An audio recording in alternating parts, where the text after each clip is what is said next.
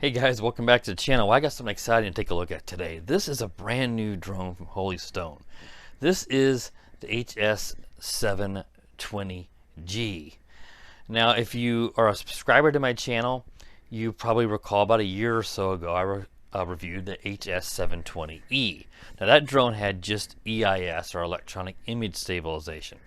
This drone does also have that, as you can see right here, but the G stands for gimbal. This has a 2-axis gimbal. So the gimbal ought to do all the work, but if there's any slight movements, the EIS is going to smooth that out. So the combination of a gimbal and EIS should give us really smooth video, just like, you know, a DJI drone. That's what ideally we would expect out of this. Now that's pretty high expectations, but you never know. I'm going to set them that high because we want something that's really, really good like that. So this drone is brand new. Holy Stone sent this out to me about a month ago, but they said, oh, hold off, it's not available yet. So it's going to go on sale on March 30th. Now this is Sunday night, March 27th, and I'm filming this unboxing video. I'll film a flight review in a separate video. I'm going to film that tomorrow, I hope, if the weather permits. So it's not available to purchase just yet if you watch this video, but it will be in about 3 days. It's going to be listed for around, I believe, $299. So similar to MAVIC, a Mini SE. So hopefully this drone can compete with that at that price range.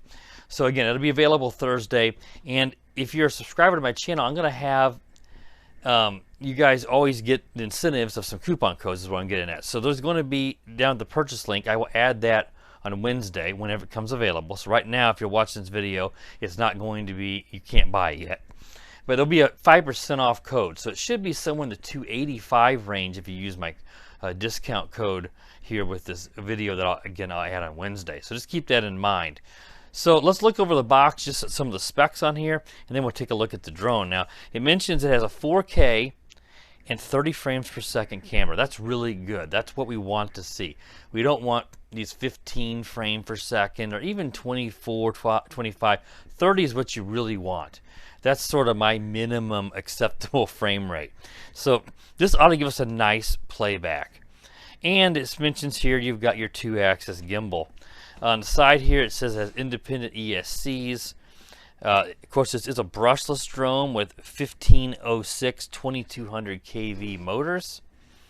And it mentions it's 2.4 gigahertz on the controller. And then you have a few other things. I've already mentioned the EIS. And it also mentions a 4K camera. Make sure we're focused in there. And the 2-axis mechanical gimbal. So again, those two should work together and provide us really good footage. Now ideally a gimbal, if the gimbal really does its job, you shouldn't need the EIS. The EIS is sort of a backup in case there is a slight jitter or judder, because you sort of have that with these lower cost, lesser known brand drones that do have gimbals. And it has follow me and a point of interest, which is also your circle me mode. Now let's get it out of the way there and get to the actual drone itself. Now it comes in this really fantastic carrying case. This almost feels like a leather. I'm sure it's not, but it has a, you know, a faux leather probably. You know, it's sort of a fake a leather case, but it's just really nice. This is probably the best carrying case I've seen for any of these drones. So let's go ahead and open it up. And it does, you can't obviously carry it because it does have a handle, so you can carry this around with you if you want to go carry it out into the field. And let's turn the drone. We'll have to turn it sideways here to actually show you guys the drone. Has a little foam insert there to protect everything. You got your instructions off to the side, which we'll take a look at in a moment. Here's the drone, of course, your controller. And this, actually, I've taken it out since I've already opened. This has the battery and the props, and I'll show you guys that here in a moment as well. Actually, I'll show it to you right now. You've got your extra propellers in case you'd have an accident and you'd break any of them. You got your charging cable here. This will use a USB-C cable. You don't have to use the one provided. Any USB-C cable will work because the battery itself regulates the charging and turning off the charging. And you have a Phillips screwdriver, which I always give you guys. That stuff comes in this box, which is inserted inside of here. And here is the battery. This is, let me get it closed here and get it focused in. This is a 2S LiPo, 7.7 volt. That means it's a LiPo high voltage. Has a little more kick to it, and it's a pretty good capacity of 2950 milliamp hour. The runtime of this, I know, was advertised well over 20 minutes. I'll try to show you that in instruction manual because I don't remember the exact flight time offhand, so I don't want to tell you the wrong flight time on this guy. And it's got some green lights here. You press that, it'll light up. And you can see it's 3/4 of the way charged. I was charging it before I started this video, so I need to put it on the charger, and we're going to turn it back off to actually get the battery fully charged before that flight review. So let's go ahead and take a look at the drone. Now the drone again has this gimbal in the front. There's a gimbal guard on this. So let's go ahead and we'll take that off so you guys can see once we fold the drone out. Now this drone does weigh more than the 250-gram limit, which is so crucial in many countries, and including the United States, but it's some countries it's very, very important. So unfortunately, if the United States, this has to have your FAA registration number on it. If you're in some other countries, this is going to be a lot harder to fly just because of the weight. But being this is an Amazon drone, this is going to be primarily sold in the United States. So most people I'm talking to in this video, you're just going to know you do need to have your FAA number on this. So your battery, of course, slides in the back and snaps in here. And let's go ahead and show you guys that gimbal. Be careful taking this gimbal guard off. And there it is. Again, it's 2-axis, so that means it's stabilized on like the XY axis. So you've got stabilization on your pitch and your roll. There's no yaw stabilization on this drone, which would be a 3-axis gimbal like you see on some of the other ones, like the DJI Mini SE, and all those all have 3-axis gimbals, so a little better advantage there. It does use a micro SD card, so that's really good. So it means your footage is not saved over Wi-Fi, and it goes right in here, and this can save up to 128 gigabytes, so massive SD card. And massive micro SD cards will go in there, so there's no limitations to like 32 or 64 like you see on some of the drones that are more inexpensive. And here's those brushless motors. On the bottom you have a very small pinhole camera. Let me get this a little closer. And this guy is your optical flow.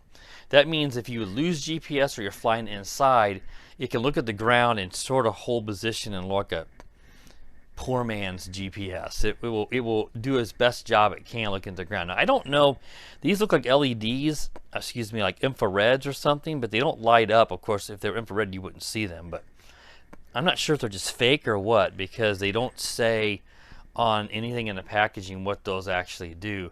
So maybe there's something that works with low light, to help out the optical flow camera, or the visual positioning system as they call it, but I can't say for certain. Yeah, so it looks like a pretty decent drone. Now the original 720 drone, if you saw the 720E video of mine and some of the other people, some people had no issues, some people had some issues. That drone, I had one instance where it just got a mind of its own and flew off to the side. The other video, the follow-up I did, it was perfect. Hopefully we won't have any issues. We'll see when we get to the flight review. This drone, of course, is pretty similar, but I would imagine if there was any issues, hopefully those are resolved. And I'm looking forward to this drone because this could be a really good, viable sub $300 option. Just looking at the specs, and most importantly, the fact that it's got 30 frames per second video and not some goofy, really low FPS. So I'm pretty excited about this. I think this could be this has a potential to be a really fantastic budget GPS drone option in that sub $300 class, which doesn't have a whole lot of good camera drone options, understandably, at that price range. And then the controller looks just like the 720Es and like many of the other controllers that Holy Stone uses. Sort of an MJX uses this controller as well. You have the fold out little hand, for your hands here on the bottom. This isn't rechargeable, so you have to put in 2 AA batteries in the rear. And the antennas are not real. They tell you the instruction to fold them out, but as far as I can tell, there's no wire in here. Usually you get a wire on one side, and that would be for your extending your, get better range, and then the other one would usually be fake, but they both look, unfortunately, to be fake on this. Your phone clip holder here pulls out, and this would fold down, and your phone goes in there. That's, of course, for you running the app. so you can see what you're doing on this. I believe the app was called the Ophelia Go app. I'll confirm that once we get into the instruction manual. And that's what you'd use to work with this drone. And then you've got your controls. On the side here, you have a GPS switch. When you don't want, if you want to turn it off and fly in just altitude hold mode, you can do that by flipping the switch down. And it could be that sometimes they use these hand gesture modes and stuff in the app, and that may be, lots of times you have to turn GPS off to use those. And then you've got your power switch here, your motor unlock. You'll press that, the motors will fire up, and then at that point you can press the auto take off, and it will go up a little ways and hover, or you can just give it throttle at that point, but you do have to unlock the motors. Usually whenever with these drones, the first time you use them, you need to do like a binding sequence, so it doesn't always, sometimes I've had ones that didn't need it, but you hold down the unlock and the power, and then and once you do that, it starts blinking, it goes into binding mode, you power up the drone, and then it will immediately beep and let you know it's binded. And once you do that, you don't have to do it ever again, unless it would lose bind, but you do need to do that usually the first time. And then over here is your GPS return to home. You press this, and it's just a short press, and it will fly back and then land itself within reason of where it took off. It's going to be off by a few feet, and we'll test that in a flight review. I always test the accuracy of those return to home accuracy tests. And then here you got your photo video. Short press for photo, a long press will start the video.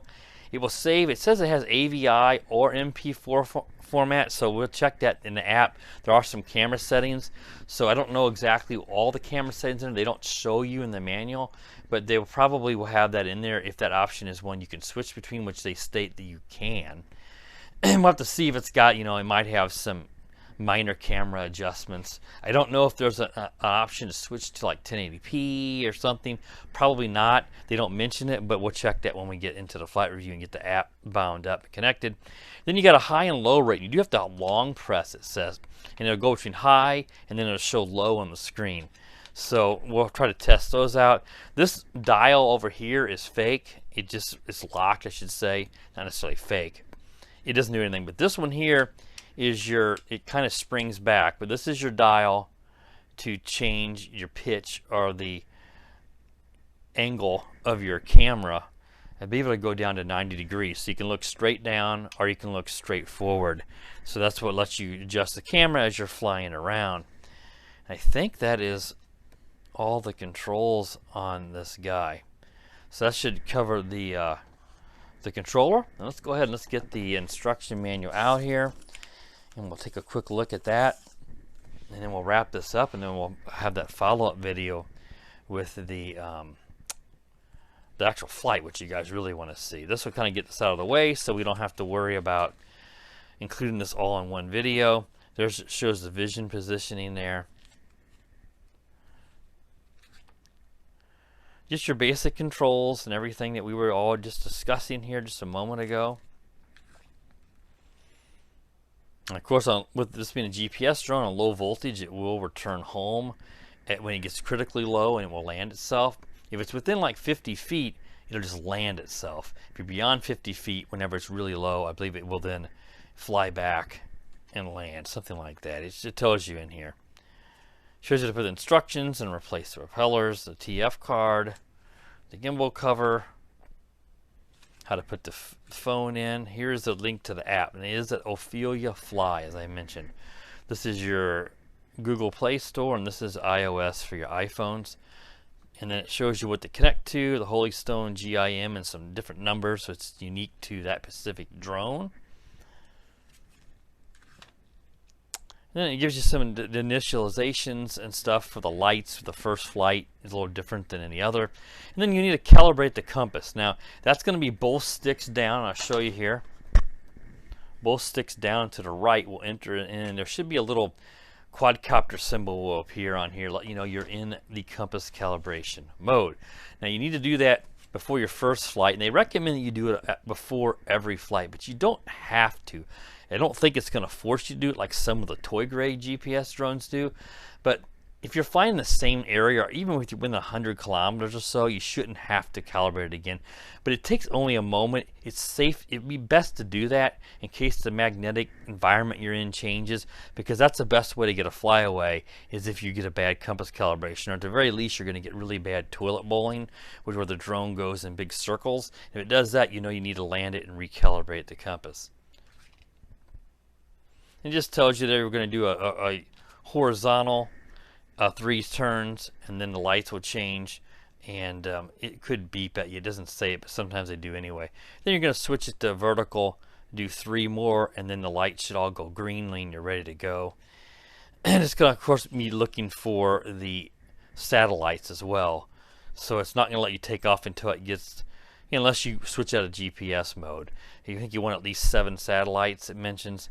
But if you switched it into just altitude hold mode, I would think it would still let you take off even without a good satellite lock. Just tells you how to unlock the motors and get going. 1 key takeoff, adjusting the gimbal, and then there's mentioning the smart takeoff and landing within 98 feet here for low voltage, what it does, and then again whenever it's down below 50 feet at 49 feet. There it mentions that optical flow positioning camera on the bottom, and if you are flying it indoors or some spot where you just have no GPS lock, very weak signal. And then here it mentions that app and how you use it. The app is basically just going to let you give your FPV feed. All the other options in here outside the smart features are going to be able to be done with the controller, but the app's going to let you do, of course, see your camera feed, and it's also going to let you do your follow me mode, point of interest, and if you want to enter into headless mode, which to me is a useless feature for a GPS drone, because you don't need to know orientation, because the drone's going to hold its position. You can call it back, so you don't fly in headless mode. Headless mode is where your controls don't get reversed whenever you change the direction and put the nose of the drone towards you. Then your controls reverse. You don't need to know that. You don't need to worry about it with the GPS drone. That's for a non-GPS drone. Following mode is going to follow the GPS signal of your phone, so it knows the location between the GPS module on the drone and the GPS in your phone, and it can follow you. Point of interest is like circle me mode. It's just going to turn around and circle the spot where you initiated it, and it may have some presets in the app on how wide the range of the radius is. We'll have to look at that. And then of course when we get it up in the air, it's going to be in beginner mode. So if you're a beginner, that may be fine, but someone like myself who's experienced, it's probably a good idea to turn that off. And when you do, you can then slide the meters up to set the max range and max height. And then it looks here, it says orbit. Yeah, there's the orbit one. So that will let us set the radius for the orbit on the top dial. And we'll see all that when we get to the flight review in the separate video. I will use the screen recording so we can go into the app, because as soon as I take off, I always go in and change that, because when I'm testing return to home, if I'm out of ways, it's going to hit that geo fence. It's not going to want to go past it because it's on that beginner's mode, which is usually limited to a very restricted distance and height. And then it explains that follow me mode we just talked about, point of interest, headless mode. And it does call tap fly. Tap fly is just your waypoints, where you can go into the map, tell the drone to fly from here to here to here to here, and then you can tell it to go ahead and submit it and initiate it, and it'll go fly that route and then return back to its starting point, or if it just told to hover where it ends. I don't test that because a lot of times you just don't have enough battery to test waypoint missions in my reviews, especially with just one battery, so I don't ever test those. But you feel free to use it. They usually work just fine, and it might be really good if you're going to investigate some locations. You might tell the drone to go fly this route. Telling you how to record a video and take photos using the app.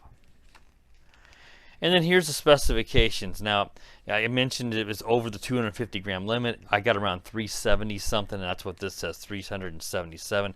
And here is that flight time. It says 26 minutes. That's going to be hovering in a gymnasium with no wind. You might get that. Let's figure somewhere in the 20-minute range would be great. We're not going to get 26 minutes. All these drones are exaggerating on that. And yeah, just every other stuff here. It mentions 5G on the Wi-Fi signal to your phone, so make sure your phone is 802.11ac or 5G compatible. If it is just 2.4, you're not going to be able to connect to the app. And there's at 30 frames per second. And your range on this drone for the FPV feed is going to be about 500 meters, it says. Since you're connecting to 5G Wi-Fi, don't expect to get 500. Even unobstructed, they say that you get 500. You're probably going to get like 150, 200 maybe, depending on the environment you're in, how much other Wi-Fi there is in your neighborhood. But it can actually, they rate it can actually fly by the controller 1 kilometer.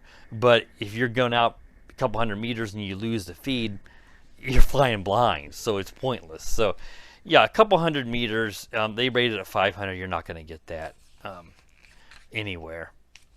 Maybe flying off the side of a mountain, I don't know. All right, guys, I think that covers all the unboxing of this exciting new drone. Again, if you're interested in this drone, you're checking this out now. Hopefully by this point, I've got the flight review up as well. But if it happens to be before March 30th, I don't have a sales link yet. But as soon as I do, I'm going to include it with the videos, assuming these are posted before the 30th.